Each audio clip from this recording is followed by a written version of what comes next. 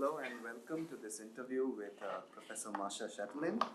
I'm Dale Menezes. I'm a first year PhD student at the Department of History, Georgetown University.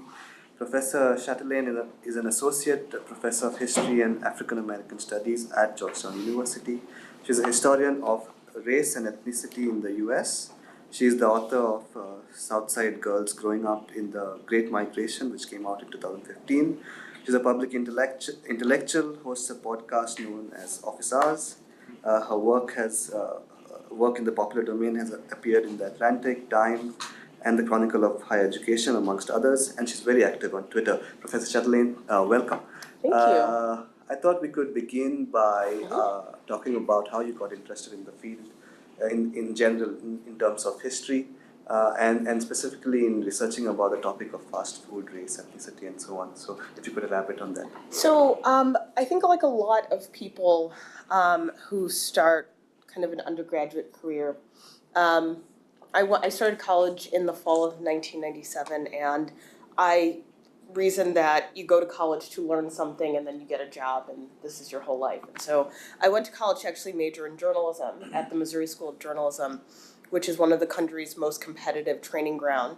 And I entered college at this kind of interesting time in the field in terms of I was trained as someone who could specialize in magazine journalism in a pre-internet age. And so if I were going to journalism school today, I would learn how to shoot some video, I would learn how to edit sound for podcasts, I would know how to do some web stuff, but this was kind of before that. And so a lot of my education was really about writing and about reporting and about engaging with people and telling stories. I say that because as a journalism undergrad, I was a really bad journalism student.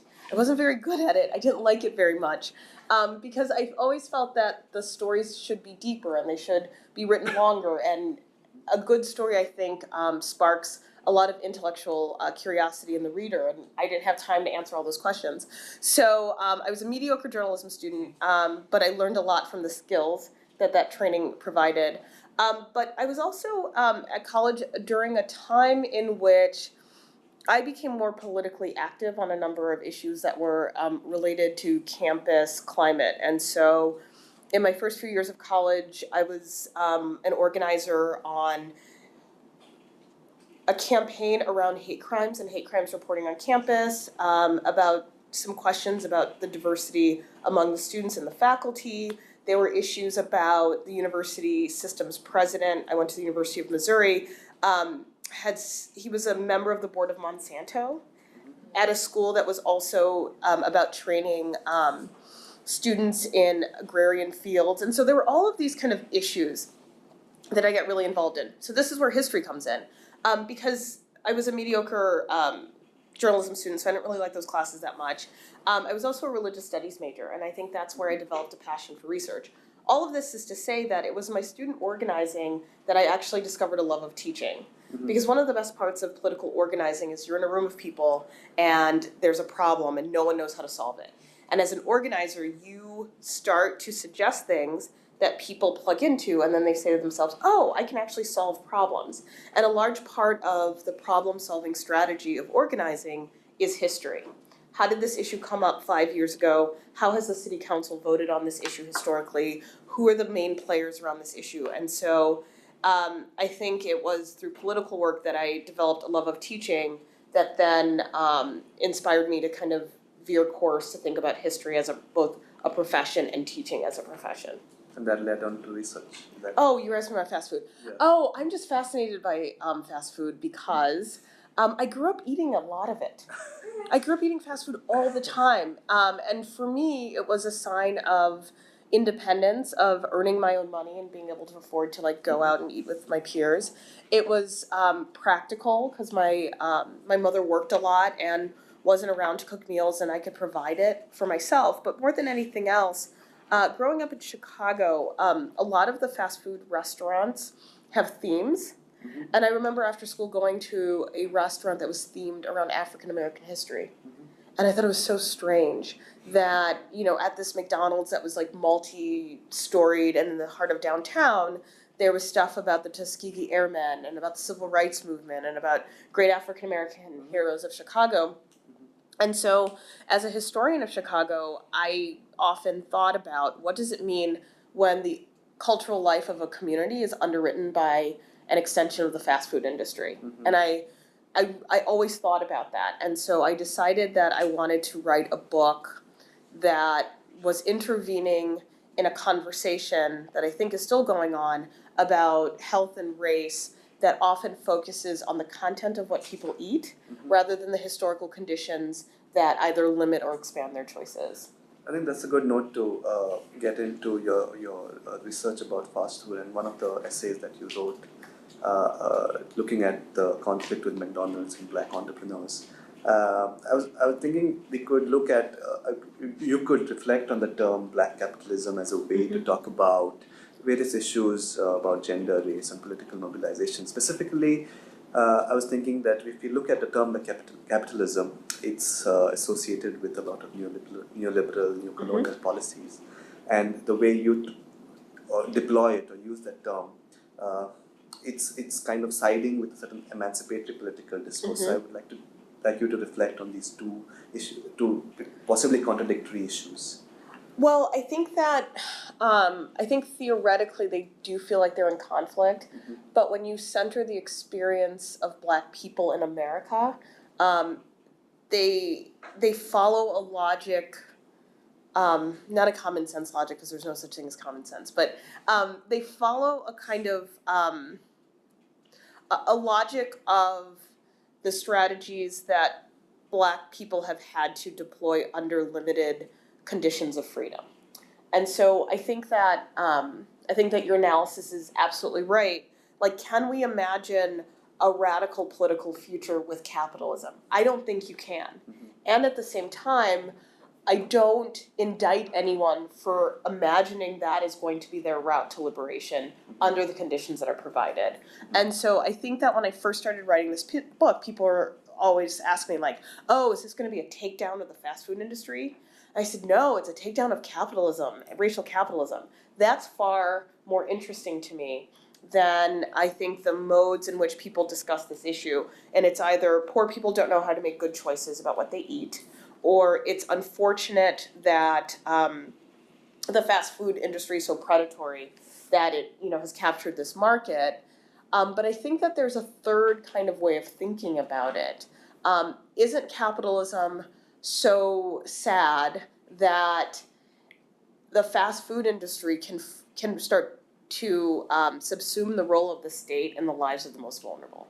And so I think for me, it's about how African Americans have traditionally and historically tried to get their needs met. And it's all about a series of negotiations.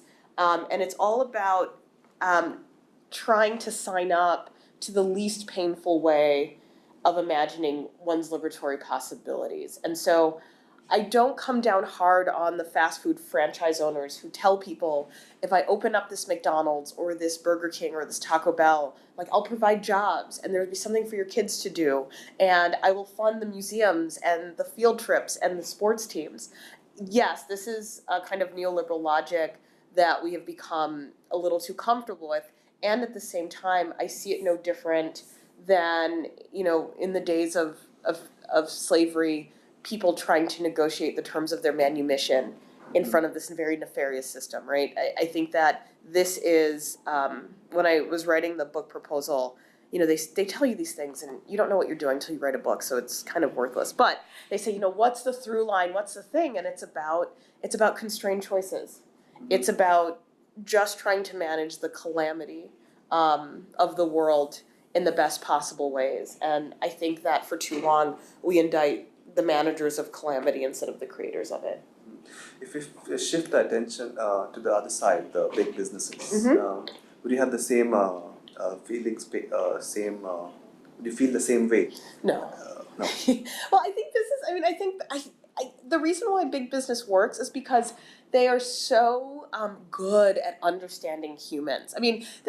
Most people like to believe they're too smart to resist the lures of advertising. But if we all sat in this room and watched an hour of television, at the end we would feel less attractive, less happy. There'd be some deep wants inside of us that we didn't know where it came from. We'd all want to go to a shopping mall. It's because they know what they're doing, right? They understand where to meet our most desperate needs. And so I think that, if there are people who I have an issue with in this, it is big business, but it's also the support system around big business that includes the federal government, that includes major civil rights organizations, that includes African Americans of wealth and prominence who, and I think in one era really did imagine engagement with fast food as hopeful.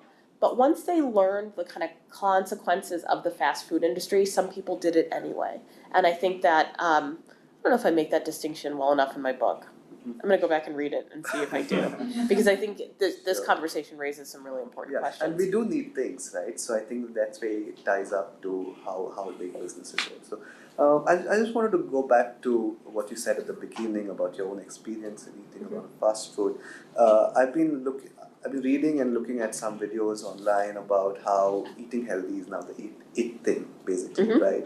And a lot of black entrepreneurs are now investing, foraying into organic, and then what they're saying is that fast food is not healthy, and basically there are these health problems amongst on the lines of race because it reproduces a history of ghettoization and so on and so forth. So how would you see this trend, and how would you relate it to your research and your own experience? So I think there's kind of two things that I really try to refute in the book. One is this like golden era of the idea of there was a golden age of black nutrition that we just have to return to. That is like the biggest lie in the whole world, and I don't know who started this.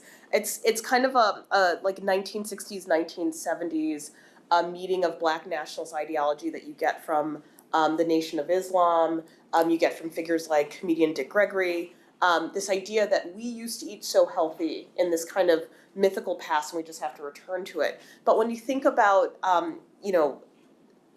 both the scarcity and the composition of slave diets, the food insecurity of people like after the period of Reconstruction, if you think about the kind of prevailing problems of poverty and hyper-segregated like great migration cities, this past did not exist, right?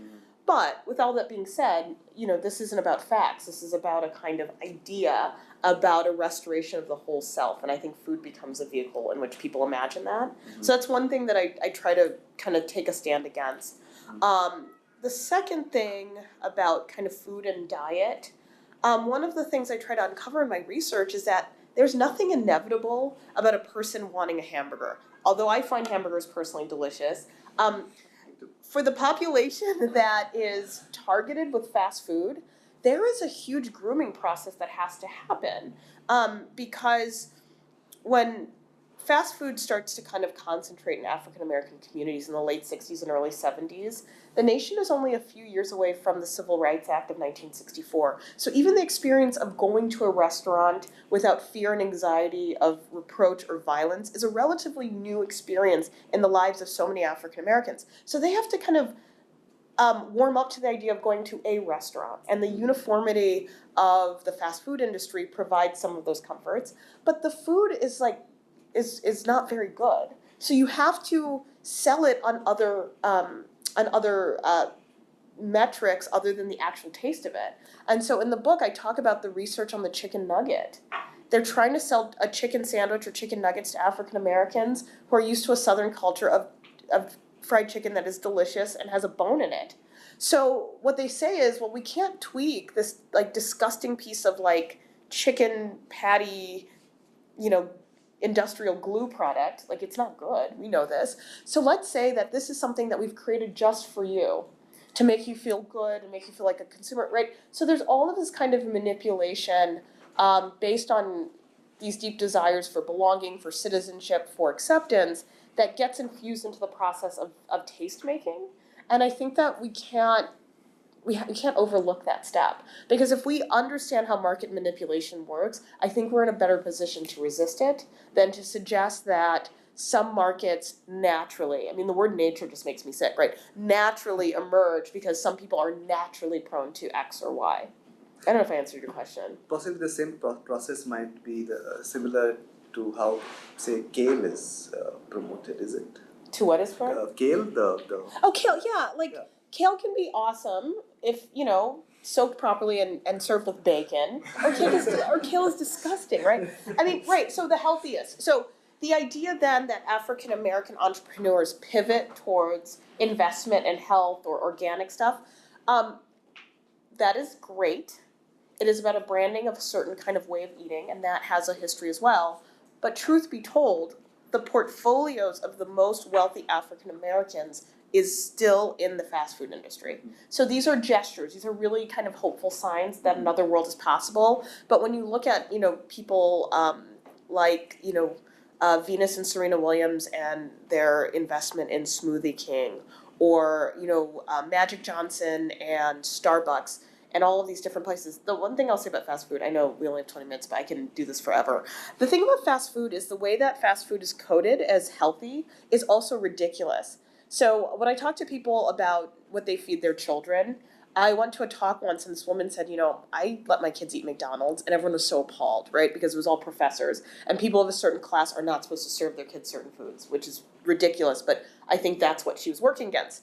But all these people said they let their kids eat a Panera. Panera is all sodium and sugar, right? There's nothing necessarily healthy about one set of offerings or the others. It's the context in which it's presented to people as health. My mother has a saying that all food is garbage. Like she said, if you're eating food outside of your home, you're eating garbage either way, right? And I think that there is a process in which, is this time?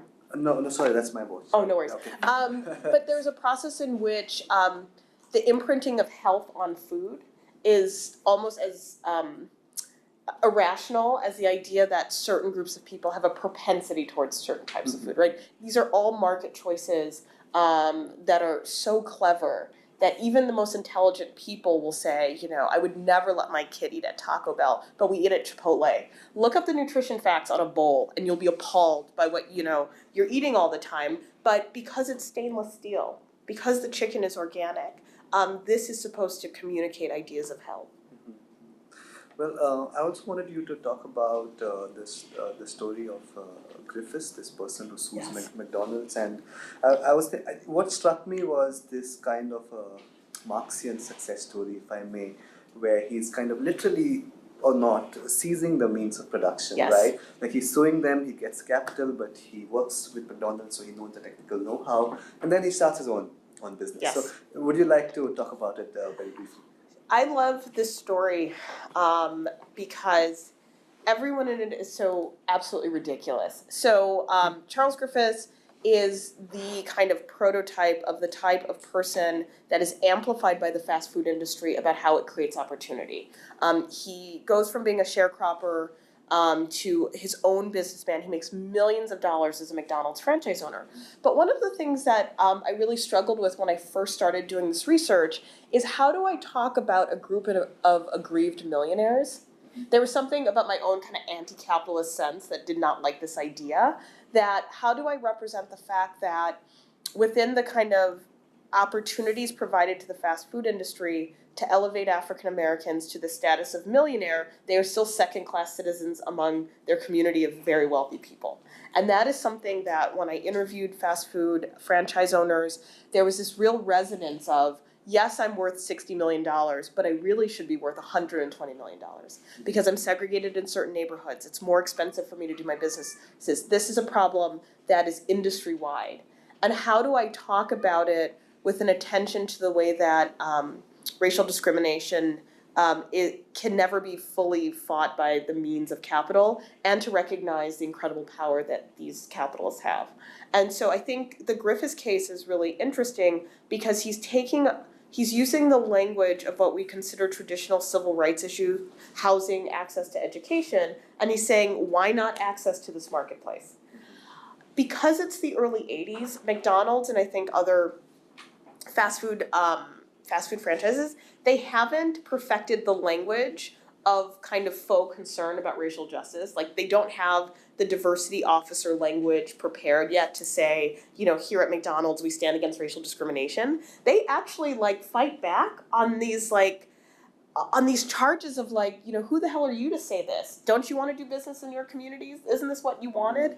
And it's so weird to me that part of what I tried to argue in my book, and then I kind of got off the gas on this one because it was pure speculation and projection, But I think I'm right when I say that these ventures by the fast food industry into using kind of black management structure to deal with their racial problems and to amplify profits was the beginning of the kind of corporate responsibility frame that we understand today. That corporate benevolence has a long history in the United States, but I think that McDonald's particularly, but the fast food industry, really perfected the form.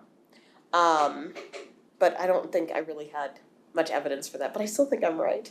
That's the life of a historian. Well, I hope you are right, and on that note, we'll end, and thank you so much for joining us. Thank you for this conversation.